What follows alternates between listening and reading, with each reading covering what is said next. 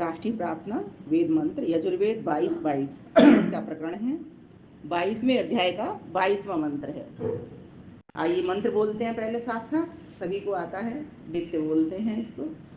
ओम आ ब्रह्मन् ब्राह्मणो ब्रह्म वर्चसी जायताम् आराष्ट्रे राजन्य शूरैषव्यो दिव्याधि महारथो जायताम् दोग्धीधेनुर्मूढा नट्वानाशु सप्तिः पुरन्देयोषा जिष्णुरथेष्ठः सभेयो युवास्य यजमानस्य वीरो जायताम् निकामे निकामे नः पर्जन्यो वर्षतु फलवत्यो न ओषधयः पचन्ताम् योगक्षेमो न कल्पताम् स्वाहा। प्रस्तुत मंत्र यजुर्वेद के 22वें अध्याय के 22वें मंत्र से लिया गया है। यजुर्वेद का जो वेद है वो कर्म का वेद है और इस कर्म के वेद में ये कर्म की ही हमको शिक्षा दी गई है। हमारे 4 वर्ण होते हैं, उन 4 वर्णों के बारे में यहाँ बताया गया है कि वे चारों वर्ण कैसे कैसे हैं। पहला वर्ण है ब्राह्मण, दूसरा है क्षत्रिय, तीसरा है वैश्य, चौथा है शूद्र। ये चारों वर्ण योग्यता के आधार पर कहे जाते हैं। इनको गुरुकुलों में गुरु वर्ण देता है, जैसी जिसकी योग्यता होती है उसके कारण वो वैसा कहलाता है। कोई घर में जन्म लेने से ब्राह्मण नहीं हो जाता, जन्मना जायते शूद्र, जन्म से तो सभी की सभी शूद्र ही पैदा होते हैं, अर्थात निरक्षर ही पैदा होते हैं। जब उनको गुरुकुलों में विद्यालयों में ज्ञान मिलता है तभी जाकर के वो कुछ बन पाता है। तो ये व्यवस्था थी प्राचीन काल में कि गुरुजनों के पास जब उपनयन संस्कार होता था, वेदारंभ संस्कार होता था, तो गुरुजी उसको गायत्री मंत्र देते थे और साथ ही साथ उसकी योग्यता को देख करके उसको वर्ण दिया करते थे कि तू अब ब्राह्मण बनेगा, तू अब क्षत्रिय बनेगा, जैसी जिसकी योग्यता होती थी उसके अनुसार दे देते। ब्राह्मण जो ज्ञान में निपुण हो, अधिक ज्ञानी हो, उसको बना देते थे। जिसमें कर्म यज्ञ कर्म कराने की कुशलता हो उसको बना देते थे। क्षत्रिय उसको बना देते थे जिसके पास वीरता हो, शूरता हो, हाथों से दुष्टों को समाप्त करने की कुशलता हो, इतना वीर बहादुर हो। और वैश्य उसको बनाते थे जिसमें व्यापार करने की, बिजनेस करने की कुशलता हो।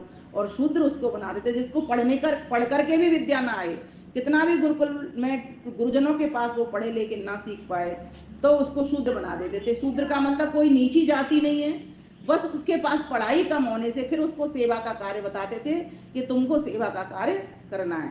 तो ये गुरुजनों की व्यवस्था होती थी, गुरुकुलों की व्यवस्था होती थी, इस प्रकार से। तो इस मंत्र के भीतर अगर हमारा राष्ट्र हम चाहते हैं समृद्धि हो, सुख हो, शांति हो, तो हमको इन चारों वर्णों पर ध्यान देना पड़ेगा। अब आइए देखिए, एक एक मंत्र को देखते हैं हम। इसमें कहा गया, इनको छोड़ो, आ माने चारों ओर से, हे ब्राह्मण। आइए, ब्राह्मण ब्राह्मणो, महाशक्ति वाले ब्राह्मण परमात्मा। अब ब्रह्म वर्चसी, हमारे देश में कैसे हो? वेद और परमेश्वर का ज्ञाता, तेजस्वी, सच्चा ब्राह्मण आ जायताम, सब ओर से हो। आ माने चहुं ओर से, सब ओर से हो। हमारा देश ऐसा हो जिसमें वेद और परमेश्वर को जानने वाले अर्थात वेदनिष्ठ और प्रभु भक्त ऐसे ज्ञानी विद्वान हों, वे ब्राह्मण कहलाने के योग्य होते हैं। वे चारों ओर से फैल जाएं, क्योंकि अगर मार्गदर्शन हमारे पास नहीं होगा, अगर हमारे राजा प्राइम मिनिस्टर के पास अगर कोई अच्छा मार्गदर्शक मंडल नहीं होगा तो वो काम नहीं कर सकता जितनी अच्छे तरीके से उसको करना चाहिए। तो कहा पहले एक कुशलता होती थी, भगवान राम राजा थे तो उनको गुरु विश्वामित्र मिले, उन्होंने उनको सिखाया राजकाज, तब जाकर के वो कुछ कर पाते थे। तो उनके मार्गदर्शन मंडल में राजा दशरथ भी रहते थे। इसी प्रकार से ये परंपरा चलती चली आ रही थी। तो कोई भी देश सशक्त होने के लिए उसका पहला गुण ये है, उसमें जो ब्राह्मण लोग हैं, जो ज्ञानी लोग हैं, ईश्वर भक्त लोग हैं, वे उसमें होने आवश्यक हैं। दूसरी बात इसमें कही, शूरवीरः ईशव्यः, बाण विद्या में चतुर, ईशु कहते हैं बाण को और शूर कहते हैं चतुर अर्थात शूरवीर को। तो बाण विद्या में बाण चलाने में कुशल हो, जैसे राजा राम और कृष्ण भगवान। अति व्याधि, दुष्टों को अति वेग से दबा देने वाला महारथ, महारथी, राजन्य, राजा का पुत्र अर्थात क्षत्रिय वर्ग।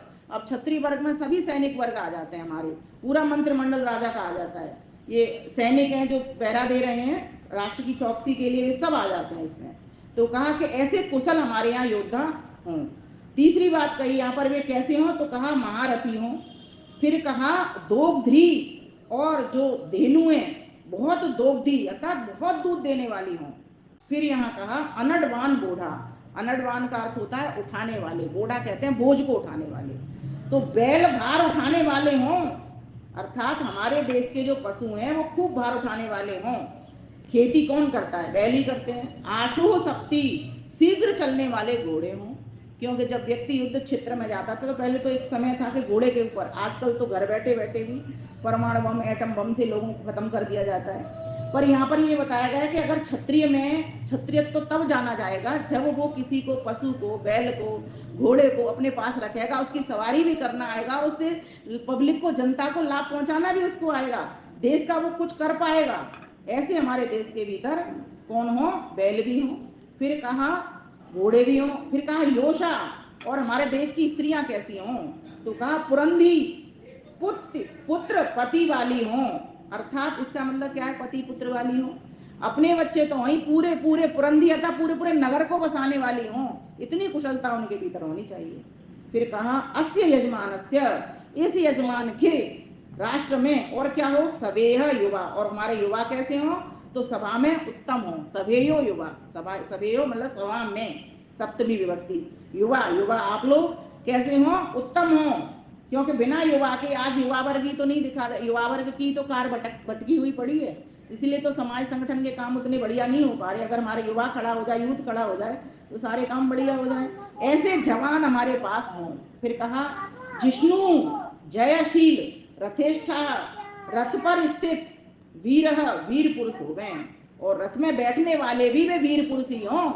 कृष्ण भगवान ने किसकी सवारी, वो किसका रथ चलाया था, अर्जुन का रथ। ऐसे लोग चाहिए हमको हमारे देश में, तो जो युद्ध क्षेत्र में जाए पीछे से मार्गदर्शन भी देते चल रहे हैं, और बहादुर भी है। जब जरूरत पड़ी, कर्ण का पहिया जब फंस गया तो कृष्ण भगवान ने क्या कहा, उठा करके दे मारा, और पहले तो अर्जुन को ही चेताया।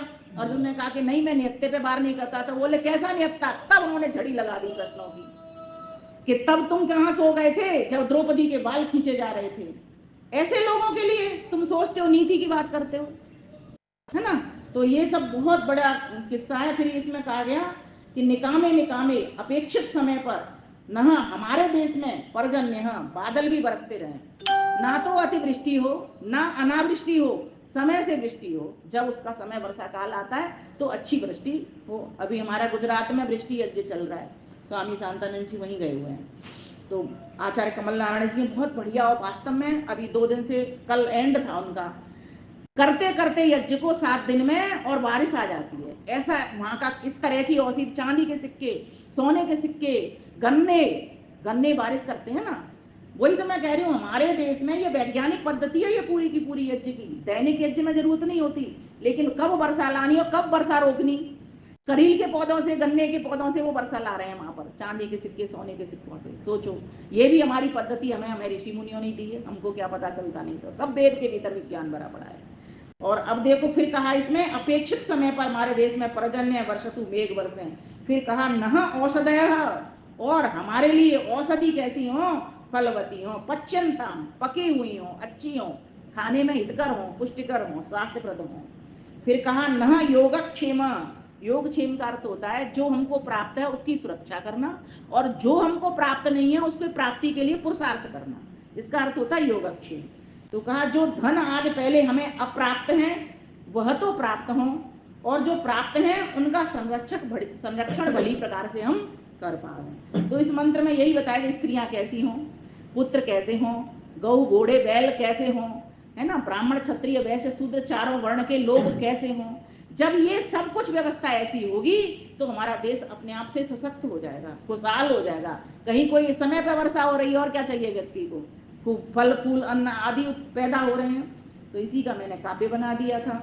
प्रभु राष्ट्र में कुशल हूँ ब्राह्मण, बोलो, प्रभु राष्ट्र में कुशल हूँ ब्राह्मण, ब्रह्मवर्चस्व सिखलाने वाले, ब्रह्मवर्चस्व सिखलाने वाले, क्षत्रिय हों बहु शूरवीर, दुष्टों से राष्ट्र बचाने वाले, दुष्टों से राष्ट्र बचाने वाले, तीव्र गति वाले घोड़े हों, तीव्र गति वाले घोड़े हों, बैल समर्थ हो बलशाली, बैल समर्थ हो बलशाली, गौ माताएं हृष्ट पुष्ट हो, गौ माताएं हृष्ट पुष्ट हो, बहे दूध दधियों की नाली, बहे दूध दहियों की नाली, नारी हो आधार राष्ट्र की, बोलो, नारी हो आधार राष्ट्र की,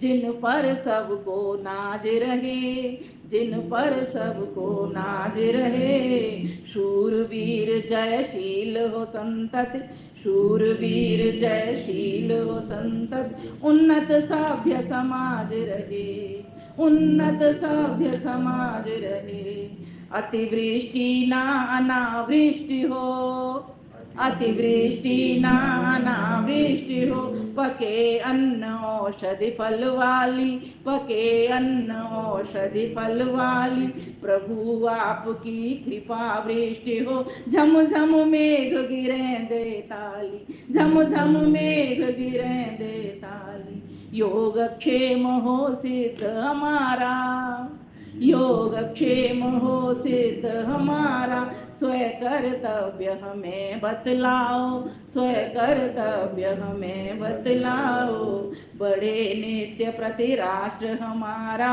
बड़े नित्य प्रति राष्ट्र हमारा, विमल मिष्ट अमृत बरसाओ, विमल मिष्ट अमृत बरसाओ। ओ ये अर्थ देखो एकदम सटीक जो सुनाया था वही पूरी की पूरी पंक्तियां इसी तरीके से इसमें बांध दी गई हैं। ईश्वर की कृपा है, आप लोगों का प्रेम है, इसकी विनय बड़ी सुंदर बनती है।